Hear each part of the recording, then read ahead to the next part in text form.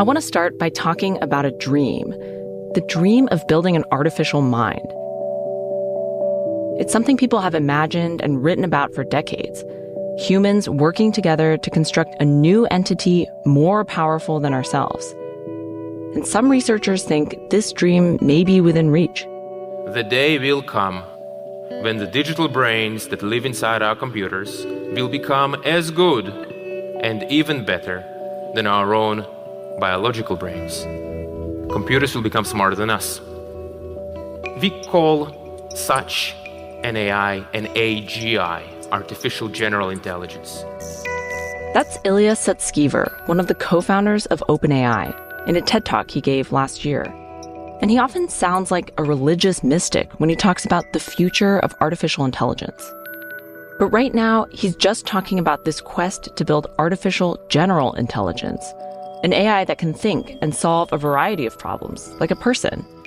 It could switch between playing games, solving science problems, creating beautiful art, and driving a car. OpenAI's goal is to build AGI. It's a pretty out there idea in the AI world, or at least it used to be. Ilya frames AGI as this almost mystical, momentous leap forward, like Prometheus channeling fire. And the consequences will be huge. It will usher us into technological glory and at the same time into chaos. In this tape from the documentary film I, Human, he sounds certain of the tidal waves that will come. Now, AI is a great thing because AI will solve all the problems that we have today. It will solve employment, it will solve disease, it will solve poverty, but it will also create new problems. The problem of fake news is going to be 1,000,000 times worse. Cyber attacks will become much more extreme. We will have totally automated AI weapons. Ilya is an incredibly accomplished AI researcher. Before OpenAI, he worked at Google. And he has several passions that I see as a celebration of being human. He plays the piano. He draws and paints. One of his paintings hangs in the OpenAI office. It's a flower in the shape of the company's logo. At the same time, he's also hyper-focused on his AI research. He told a reporter once, "I lead a very simple life. I go to work, then I go home. I don't do much else. There are a lot of social activities one could engage in, lots of events one could go to, which I don't." He spends a lot of time looking at the current trajectory of AI and extrapolating to try to predict the future. In particular, Ilya is worried about what happens if AGI gets its own desires and its own goals. You can hear this dreamy quality in his voice. It's not that it's going to actively hate humans and want to harm them, but it is going to be too powerful. And I think a good analogy would be the way humans treat animals. It's not that we hate animals, but when the time comes to build a highway between two cities, we are not asking the animals for permission. Imagine you have this huge, unstoppable force. And I think it's pretty likely the entire surface of the Earth will be covered with solar panels and data centers. I want to pause here for a minute. This is a really intense, powerful image that we are creating some new kind of being that would view us with interest, but ultimately with indifference, like the way we look at deer. What strikes me most in this audio is Ilya's tone of voice isn't one of fear. It sounds more like awe. Ilya imagines an AGI that we create that would be likely to bulldoze over us in order to reach its own desires. It's a dramatic vision, hard to really grasp. And it has a religious quality in its conception of a supernatural, all-powerful entity. I should mention, this is all totally theoretical. We are still nowhere close to AGI. OpenAI's best efforts are statistical models that convincingly mimic humans. And mimicry is a far cry from AI that can think for itself. Still, OpenAI wants to do this and do it right and do it first. Here's Sam Altman testifying in front of Congress in 2023. My worst fears are that we cause significant we, the field, the technology, the industry, cause significant harm to the world. It's why we started the company. I think if this technology goes wrong, it can go quite wrong.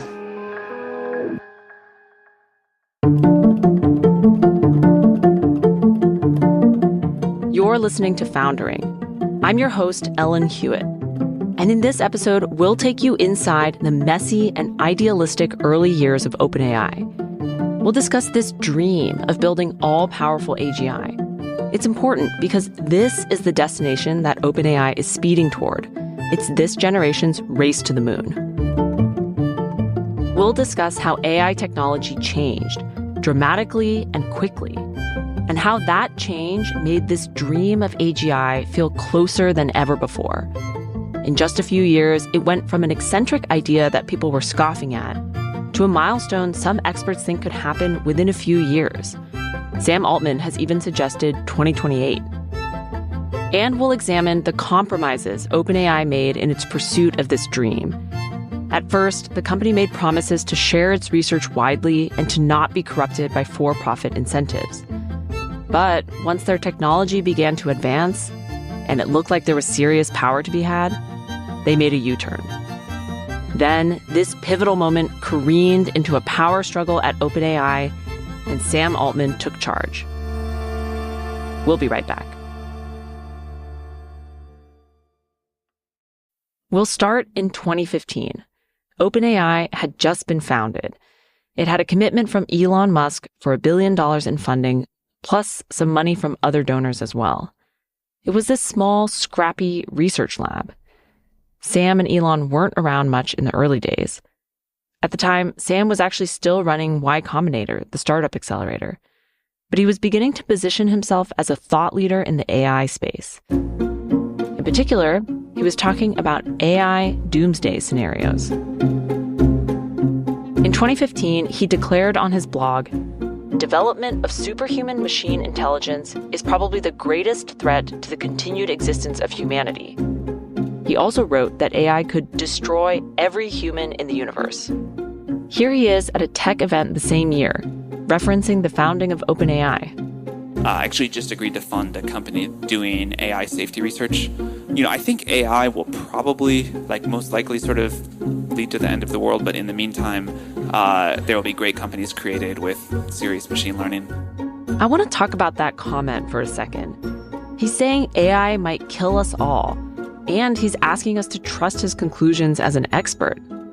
But he's also being glib about making money along the way. In the beginning of OpenAI, Sam and Elon weren't around for the day-to-day. They were out, glad-handing, recruiting, and talking to journalists. They would pop in once a week or so to get progress updates. In those days, Sam would swoop into a conversation, then leave. So he struck me as very, very sharp, incisive, and also super efficient with his time. When the conversation is done, it's done.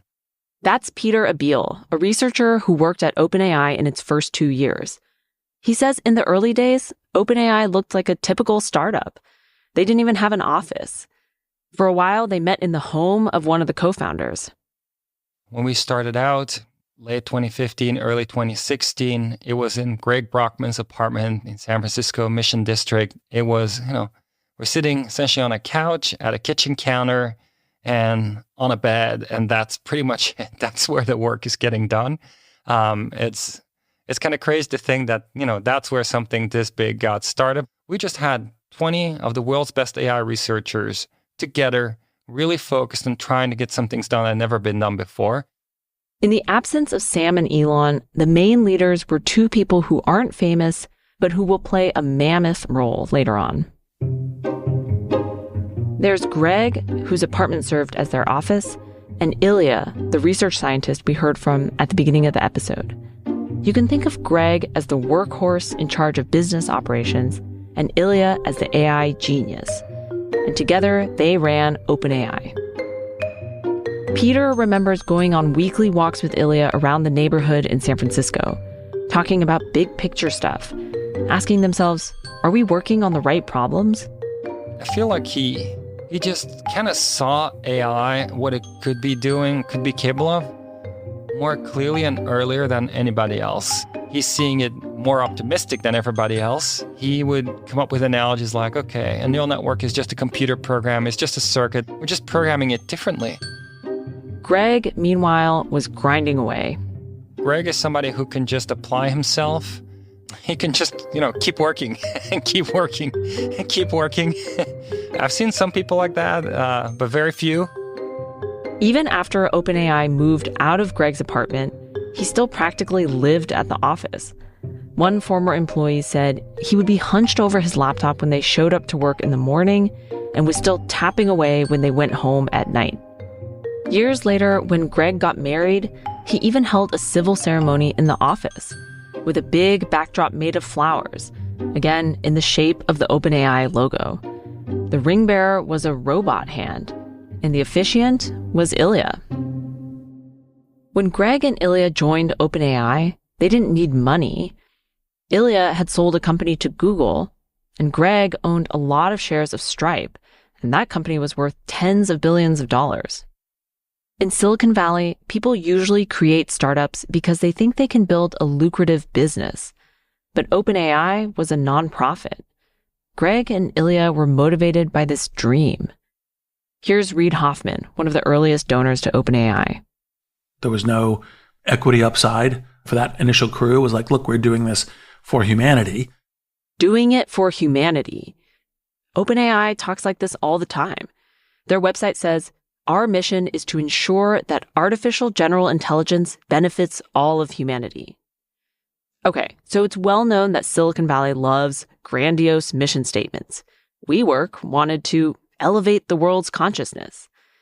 But OpenAI's mission statement is even more sweeping. And it has this overtone of altruism.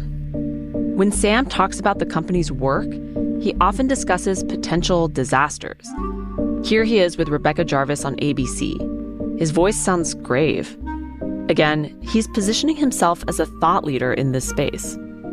So what is the worst possible outcome? There's like a set of very bad outcomes. One thing I'm particularly worried about is that these models could be used for large-scale disinformation. I am worried that these systems, now that they're getting better at writing computer code, could be used for offensive cyber attacks. But you raise an important point, which is the humans who are in control of the machine right now also have a huge amount of power. We do worry a lot about authoritarian governments developing this. Putin has himself said whoever wins this artificial intelligence race is essentially the controller of humankind. Do you agree with that? So that was a chilling statement for sure. Sam's saying this stuff is so valuable that global superpowers are going to fight over it. The cynical take is that if you make what you're working on sound really important, you attract a lot more attention and money. We'll talk more about this dynamic in the next episode. In OpenAI's early years, their humanity-saving plan wasn't that clear. Their strategy was a bit scattered. Here's Peter again. We looked at robotics, did some work there. We looked at simulated robotics, did a bunch of work there. We looked at digital agents that navigate the web and do all kinds of tasks online, like booking flights. We looked at video games. OpenAI said one of its first goals would be to build a robot butler, which could set and clear a table. Kind of like the maid on the Jetsons. Coming, sir.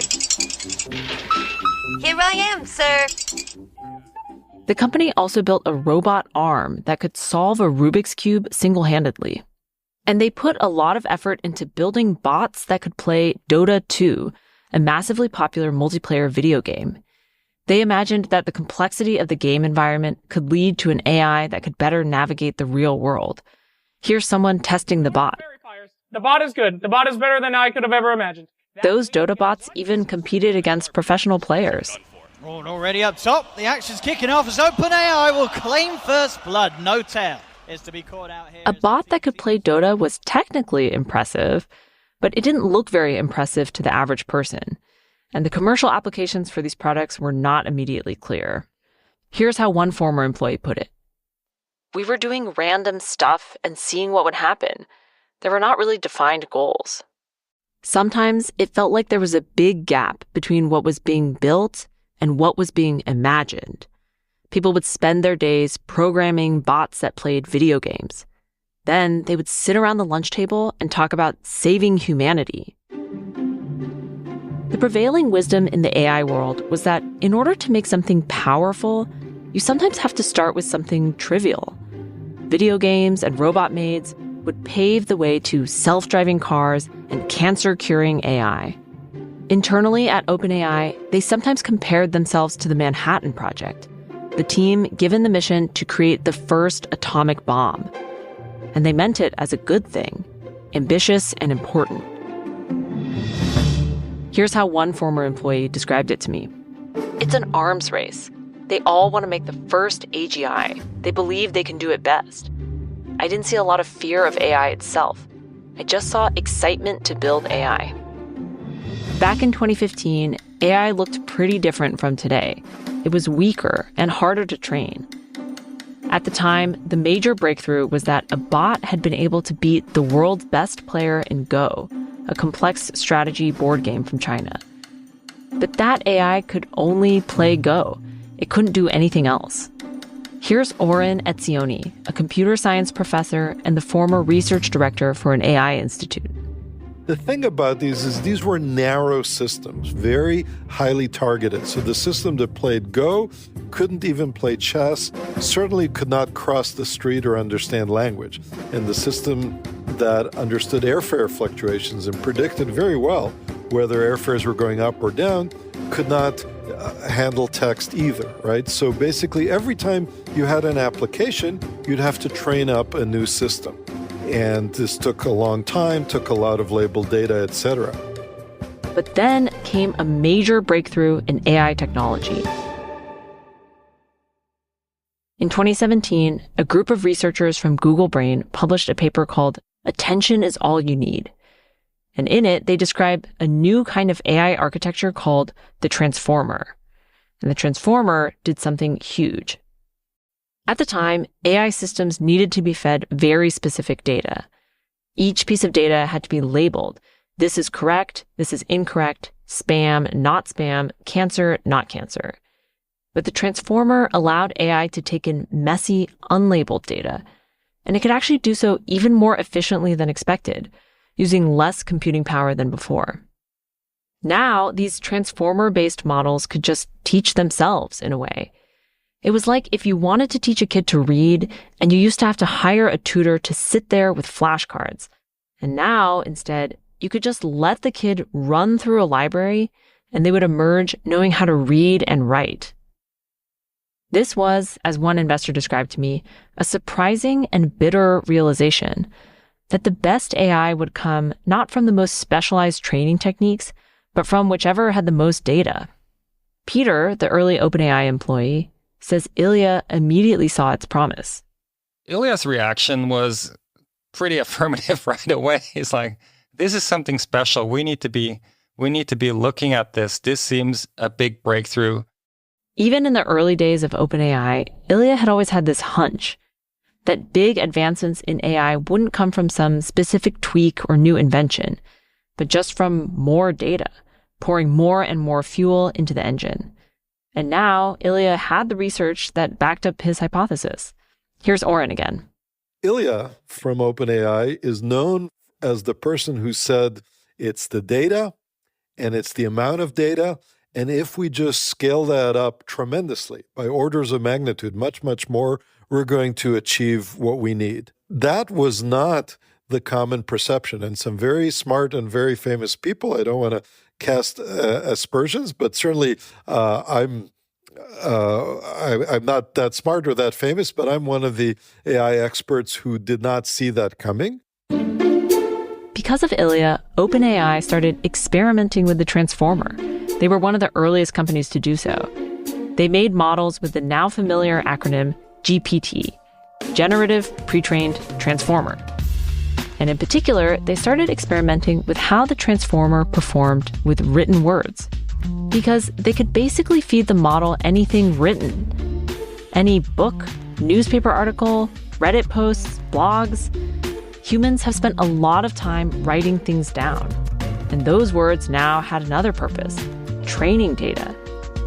The internet wasn't created to train AI, but in the end, that may become its legacy. OpenAI's models got better and better at generating text, and they weren't limited to just one field of knowledge. The amazing thing about these GPT systems is that they're very broad. They are actually generalists. You can ask them about virtually any topic, and they'll produce surprisingly good answers. And that's because they've been trained on effectively the entire, or at least an approximation, of the entire corpus of text that's available to humanity. Billions of sentences, all the books you've read, all the documents, the memos, the silliness, Harry Potter fan fiction, it's all grist for the mill. And then once it's read all that, it's remarkably general. So for the first time, we would have a system that you could ask it about anything, and it would give you a surprisingly intelligent answer. So we went from narrow AI to a kind of general or broad AI. Through the massive amount of writing that they were feeding into their models, OpenAI found they could create AI that was much, much better at forming convincing-sounding responses to questions. In fact, at some point, they started to worry it was maybe too good. When OpenAI announced its language model GPT-2, they initially decided not to share the model more openly because they were concerned it could be dangerous. Here's Peter. He had by that time left OpenAI to start his own company, but he remembers the day of the release. It was just obvious that it had a much better understanding of language than anything that had been trained before. Its release was indeed accompanied by a lot of, great marketing or caution or a combination of both. It was, headlined as too dangerous to be released.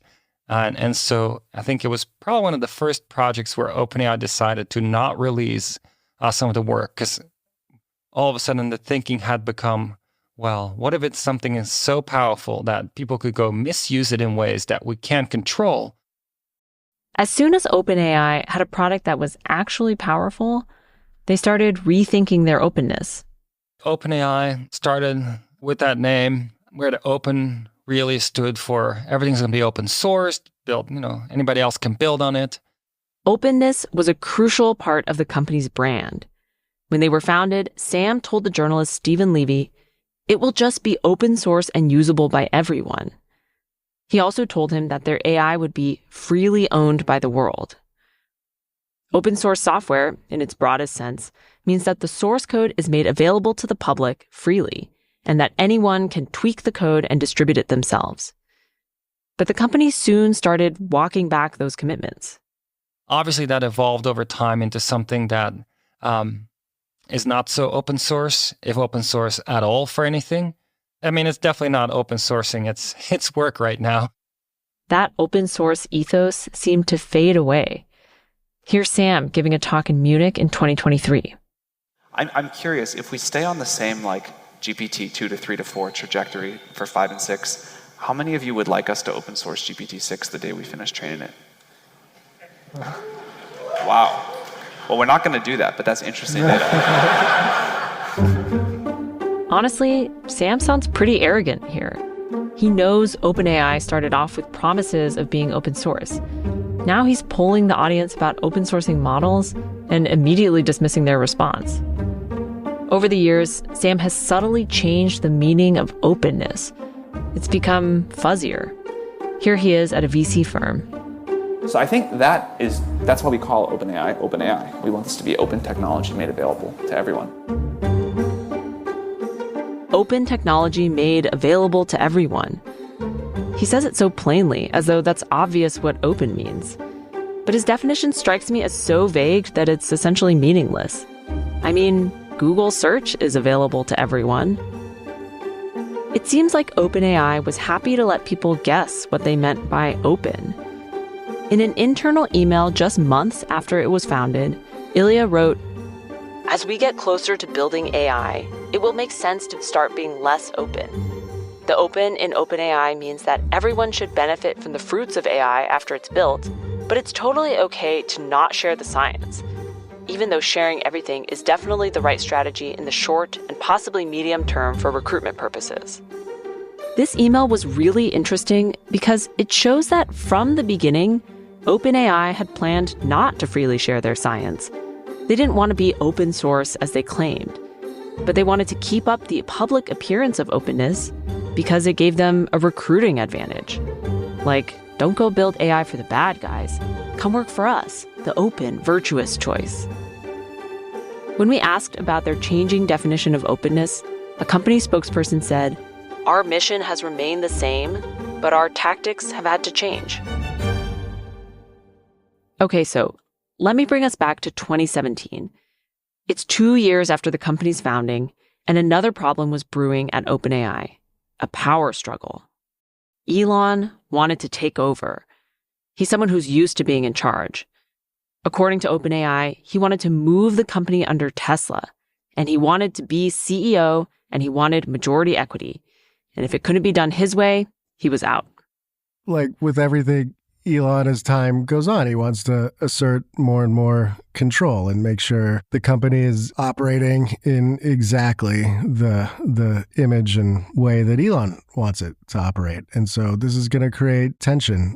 That's Ashley Vance, my colleague who has written a biography of Elon. Elon's preferred role in anything is to be the CEO and the dominant force and the one who controls what's going on day to day. And the guys actually running the day-to-day, Greg Brockman and Ilya Sutskever, were wary because Elon was reckless, impulsive, and difficult. But he was also their main source of money. He had pledged them almost $1 billion. OpenAI had other donors, but nothing close. One option was to go with Elon and keep the money. The employees weren't all on board with that idea and had some concerns. And so you get to this decision point where it's kind of like, are we going to go on with Elon or without him? Almost always in recent years, people have kind of put up with Elon and his demands.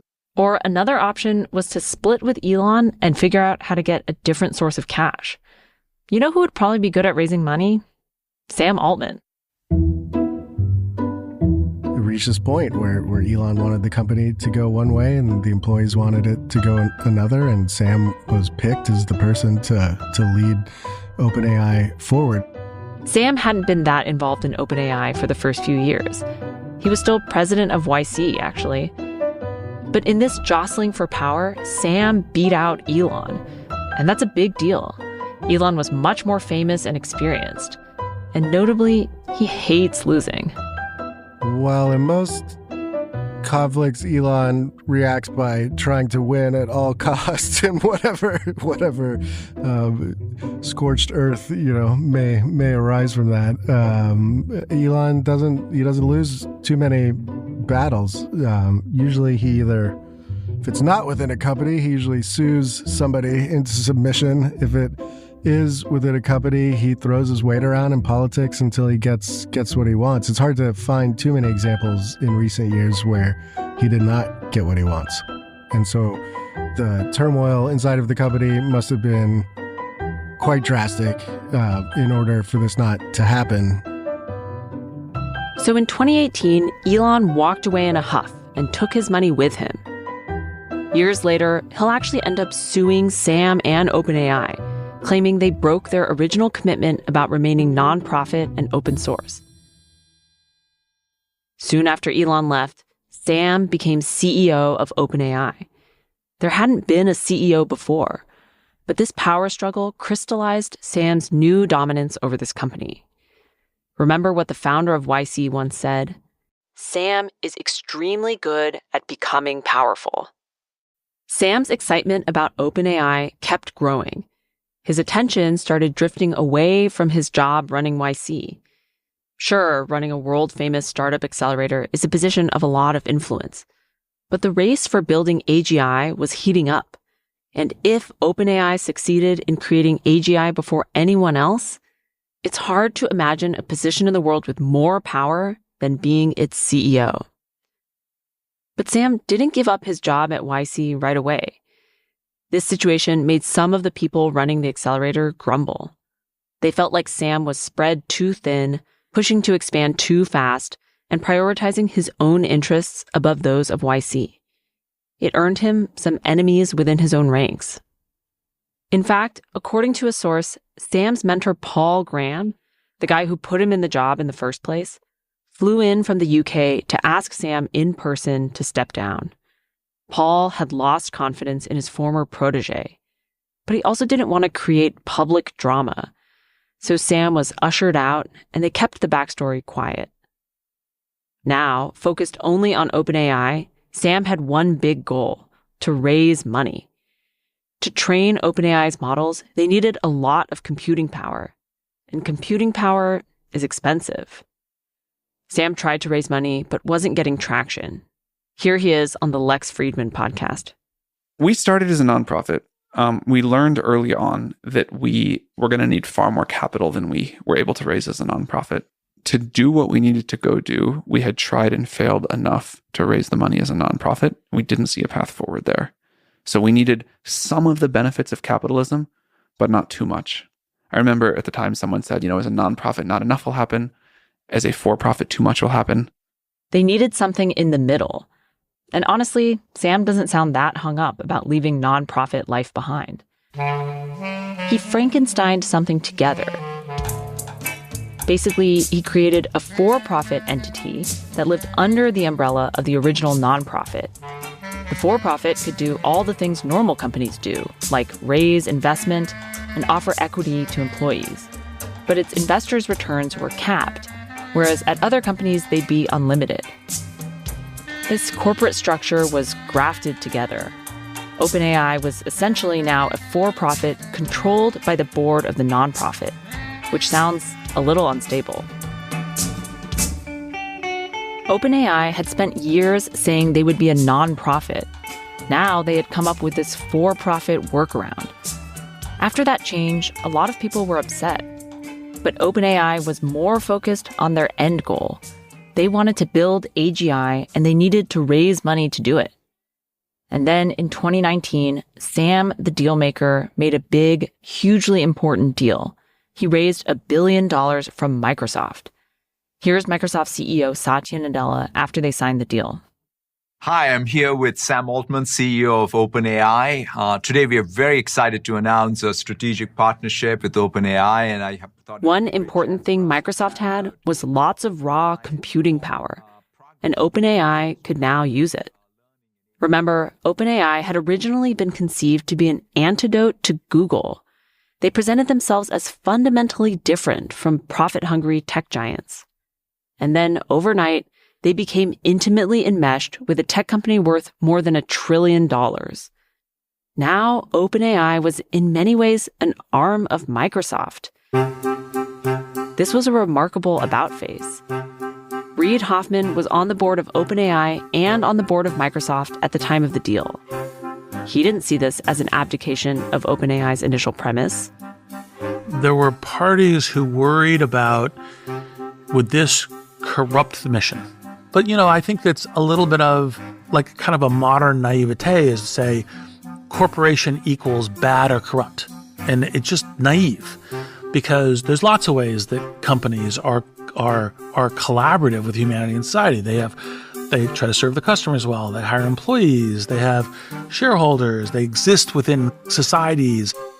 Okay, so Reid's perspective is that just because you want to make money doesn't mean you're bad, which is on brand for a billionaire venture capitalist. And I guess one way to look at it is that the Microsoft deal may have been the most practical way for OpenAI to continue its mission of creating safe AGI for all of humanity. But it also highlighted an important pattern, that OpenAI often walked back its promises when it was convenient to do so. And amid all this, people started to doubt Sam's integrity, both inside and outside the company. And that would lead to a major rift. That's next time on Foundering. Foundering is hosted by me, Ellen Huet. Sean Wen is our executive producer. Rachel Metz contributed reporting to this episode. Molly Nugent is our associate producer. Blake Maples is our audio engineer. Mark Millian, Anne Vandermeer, Seth Fiegerman, Tom Giles, and Molly Schutz are our story editors. We had production help from Jessica Nix and Antonia Mufarech. If you want to binge the whole series right now, go to Bloomberg.com and hit subscribe. Then connect your Bloomberg.com subscription to Apple Podcasts for early access. See you next time.